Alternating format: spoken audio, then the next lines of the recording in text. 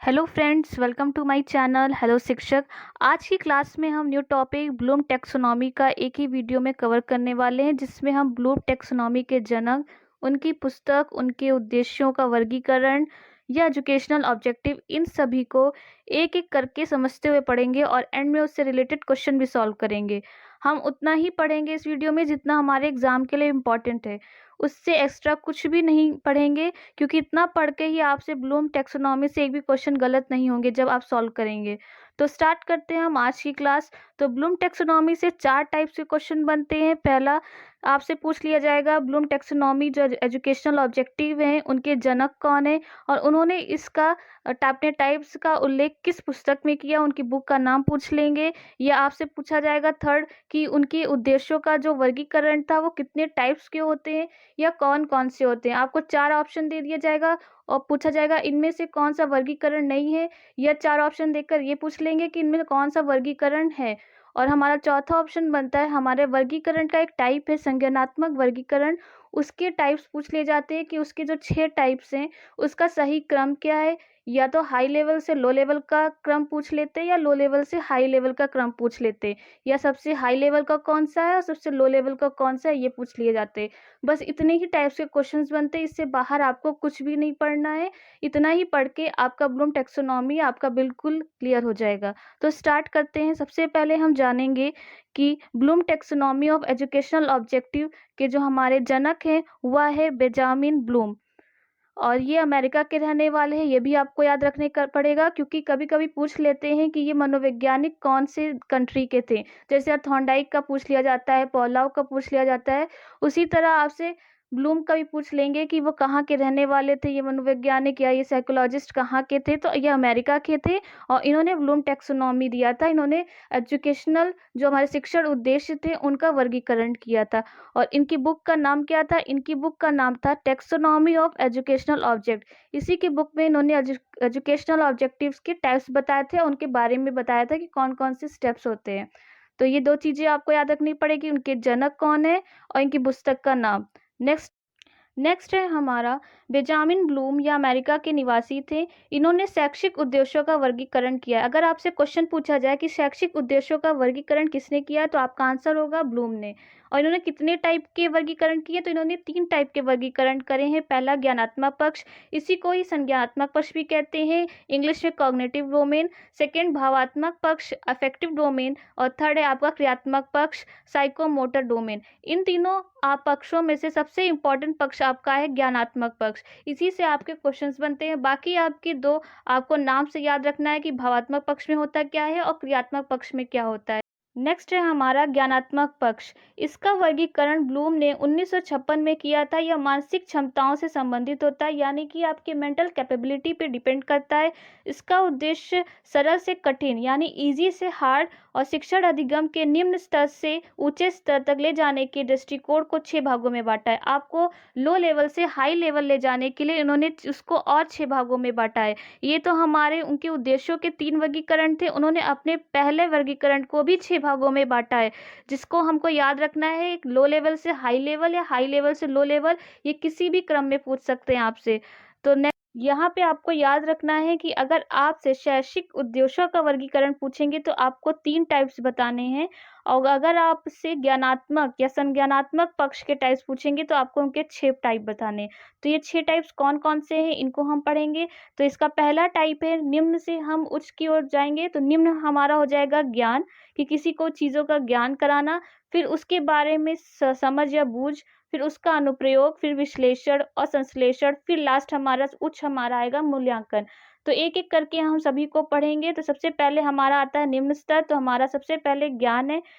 सबसे पहले देखेंगे इसको इंग्लिश में क्या कहते हैं, इनके टाइप्स को। ज्ञान को नॉलेज कहते हैं, और बोध को हमारा कंप्रहेशन कहते हैं, अनुप्रयोग को एप्लीकेशन कहते हैं, विश्लेषण को एनालिसिस कहते हैं, संश्लेषण को सिंथेसिस कहते हैं, और मूल्यांकन हमारा इवोल्यूशन हो जाएगा। तो ये 6 टाइप हमारे हैं ज्ञानात्मक पक्ष। सबसे पहला है हमारा ज्ञान। इसमें बच्चों को आंकड़े, जानकारी को याद कराना या रिकॉल कराना आदि कराने का प्रयास किया जाता है।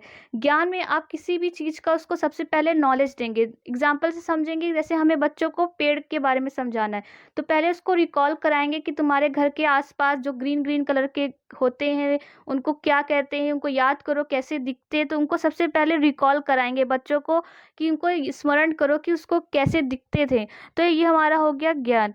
सेकंड हमारा क्या है, बोध। तो बोध में इससे बच्चों को जो ज्ञान कराया जाता है उसकी समझ विकसित की जाती है, जैसे अर्थ को समझना, समस्याओं की व्याख्या करना आदि। सबसे पहले उन्होंने उस चीज़ों का ज्ञान कराया, उसे उस चीज़ का नॉलेज दिया, फिर उससे उसको जोड़ा, उसका बोध करवाया कि उस चीज़ को कहते क्या है। तो ये हमारे हो गए 2 स्टेप।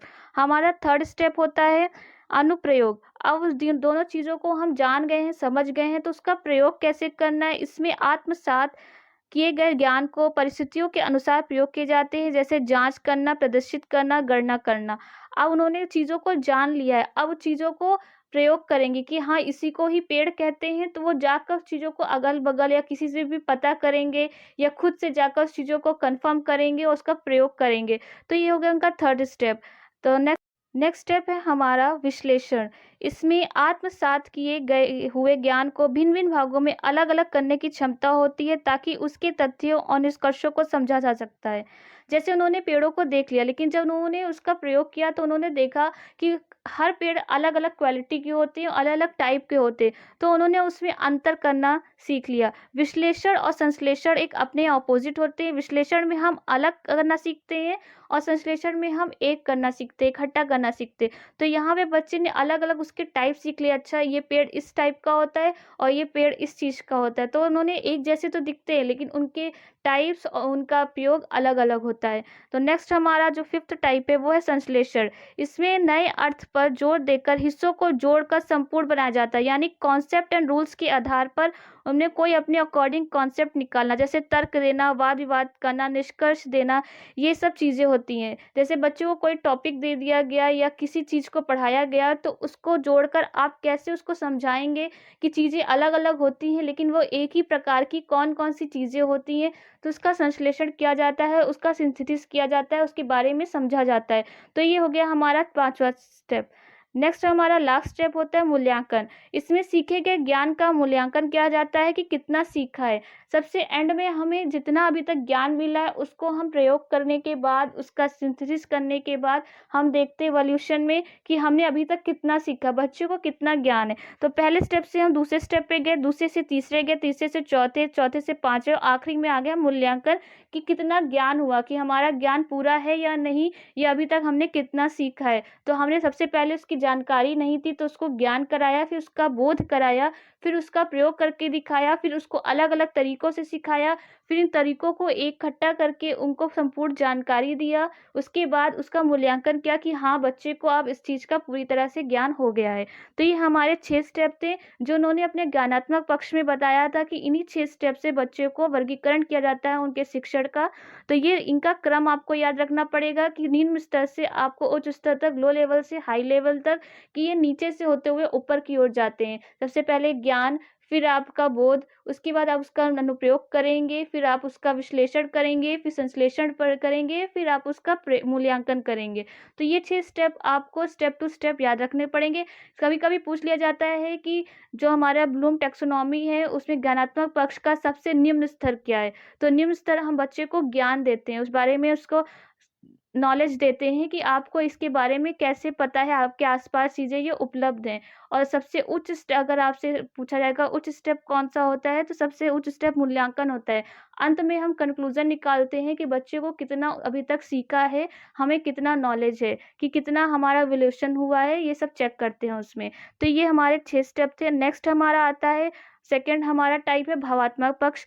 इसमें वे तरीके शामिल होते हैं जिससे हम भावनात्मक रूप से सामना करते हैं, जैसे तारीफ, उत्साह, इससे फीलिंग आती है, आपका अफेक्ट करती है वो चीज़ें। जैसे कोई तारीफ कर देता है तो वो आपको इफेक्ट करती हैं, आपको उत्साह या प्रेरणा, ये हमारे भावात्मक पक्ष होते हैं। थर्ड है हमारा क्रियात्मक पक्ष। इसका संबंध शारीरिक क्रियाओं के प्रशिक्षण तथा कौशल के विकास से होता है। इस उद्देश्य का संबंध औद्योगिक और व्यावसायिक प्रशिक्षण से होता है। इसमें क्रियात्मक होता है, इसमें हमें क्रिया करना पड़ता है। जैसे किसी भी कार्य को करने के लिए हम जब अपने शरीर का या समाज में किसी कार्य को करने के लिए शारीरिक कार्य करते हैं, व्यावसायिक प्रशिक्षण करते हैं, तो वो हमारा क्रियात्मक पक्ष में आता है। तो आपके 3 पक्षों के ज्ञानात्मक, भावात्मक और क्रियात्मक। ज्ञानात्मक के 6 टाइप्स होते हैं। क्रियात्मक में आपका शारीरिक कार्य उद्देश्य पूरा होता है, जैसे औद्योगिक या व्यावसायिक शिक्षण होती है आपकी उसमें। और सेकंड आपका था भावात्मक, जैसे आपको जो अफेक्ट करती कोई चीज़ें, कोई आपकी तारीफ, आपका उत्साह, ये सब उस पक्ष में आते हैं। तो ये हो गया हमारा ब्लूम टैक्सोनॉमी। अब इससे रिलेटेड हम कुछ क्वेश्चंस करेंगे कि अभी तक हमने जो जो किया उसके ऊपर रिकॉल करेंगे। इसके जनक ब्लूम थे, इनकी बुक का नाम क्या था और इनके कितने वर्गीकरण किए थे। इनके वर्गीकरण में सबसे इम्पोर्टेंट कौन सा वर्गीकरण है, इनका ज्ञानात्मक पक्ष है। ज्ञानात्मक पक्ष के कितने स्टेप थे, 6 स्टेप से। सबसे निम्न स्तर कौन सा था, हमारा ज्ञान था। उच्च हमारा स्टेप कौन सा था, मूल्यांकन था। उसके बाद भावात्मक पक्ष में क्या होता है, क्रियात्मक पक्ष में क्या होता है, ये भी हमने पढ़ा। अब हम क्वेश्चंस करेंगे। सबसे पहला हमारा क्वेश्चन है, शिक्षा में उद्देश्यों का वर्गीकरण दिया गया है आई के डेविड के द्वारा या बी.एस. ब्लूम द्वारा या स्मिथ द्वारा या जॉन डेविड द्वारा। तो अभी हम वही पढ़ रहे हैं कि हमारे जो शिक्षा के उद्देश्यों का वर्गीकरण है वो हमारे ब्लूम ने दिया है अपने ब्लूम टैक्सोनॉमी में। नेक्स्ट हमारा क्वेश्चन है, संज्ञानात्मक क्षेत्र का उच्चतर स्तर क्या है। संज्ञानात्मक यानी कि ज्ञानात्मक पक्ष का सबसे उच्चतर स्तर हमने एंड में क्या कर सीखा था, हमने कितना सीखा है, किससे सीखा था, इवोल्यूशन करके या तो कि मूल्यांकन करके। तो हमारा पहला संश्लेषण से तो किया नहीं था, व्यापक भी नहीं किया था, विश्लेषण भी नहीं किया था, तो हमने सबसे उच्च स्तर पे हमने चीज़ों का मूल्यांकन किया था। तो हमारा आंसर हो गया ऑप्शन नंबर डी। आप देख रहे होंगे कि पढ़ने के बाद आपके क्वेश्चंस के आंसर अपने आप ही मिल रहे होंगे। तो आप जब इतना कवर कर लेंगे तो आपका कोई भी क्वेश्चन इससे गलत नहीं होगा। इससे ज़्यादा भी पढ़ने की ज़रूरत नहीं है आपको, क्योंकि आपको सभी टॉपिक कवर करना है, सिर्फ एक टॉपिक नहीं। नेक्स्ट क्वेश्चन है हमारा, बालक सोचने विचारने के बाद सही निर्णय ले सकता है या किस प्रकार का उद्देश्य है। अभिरुचि, कौशल, अवबोध, मूल्यांकन। तो बालक को जब हमने ज्ञान करा दिया, उस चीज़ का बोध करा दिया, उसका प्रयोग करना भी सिखा दिया, उसका विश्लेषण भी अलग अलग टाइप से करा दिया, संश्लेषण भी करवा दिया, तो बच्चा फैसला लेने के लिए तैयार है, उस चीज़ का मूल्यांकन करने के लिए रेडी है, कि उसको कितना सीखा है वो बताने के लिए भी रेडी है। तो चीज़ों का सोचने विचारने के बाद सही निर्णय अब वो ले सकता है, उसका मूल्यांकन कर सकता है। तो वो किस प्रकार का उद्देश्य है, ये हमारा मूल्यांकन का उद्देश्य है। तो हमारा आंसर हो जाएगा थर्ड। नेक्स्ट है हमारा, ब्लूम की वर्गीकरण के 3 क्षेत्र हैं। पहला संज्ञानात्मक शिक्षण मनोवाहक, सेकंड संज्ञानात्मक भावात्मक मूल्यांकन, थर्ड संज्ञानात्मक भावात्मक मनोवाहक या थर्ड सामाजिक भावात्मक या मनोवाहक।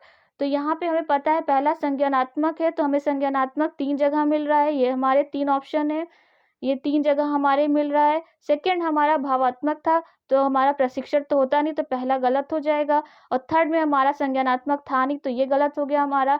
भावात्मक बच्चे हमारे 2 ऑप्शन में, तो थर्ड हमारा मूल्यांकन। मूल्यांकन तो हमारा संज्ञानात्मक का टाइप था, ना कि हमारा वर्गीकरण का, तो मूल्यांकन भी नहीं होगा। थर्ड हमारा बचा मनोवाहक। तो मनोवाहक और हमारा क्रियात्मक एक ही चीज़ होता है, तो हमारा सही ऑप्शन हो जाएगा ऑप्शन नंबर सी, संज्ञानात्मक भावात्मक मनोवाहक। ब्लूम के वर्गीकरण के 3 हमारे पक्ष हैं।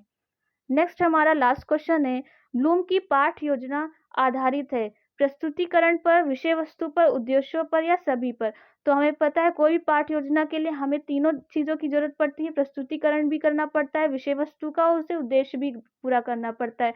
तो आपका सही आंसर हो जाएगा उपयुक्त सभी। बस आपको इसमें आपको 6 आपके स्टेप्स याद रखने पड़ेंगे, चाहे आप डायग्राम देख के सीख जाइए या फिर आप उसको लिख कर एक बार प्रैक्टिस कर लीजिए, और तीनों पक्षों के नाम, बस इतना ही आपको याद रखना है, और उनकी पुस्तक का नाम। तो आई होप आपको आज का ये वीडियो अच्छा लगा हो, तो लाइक कमेंट शेयर जरूर करिएगा।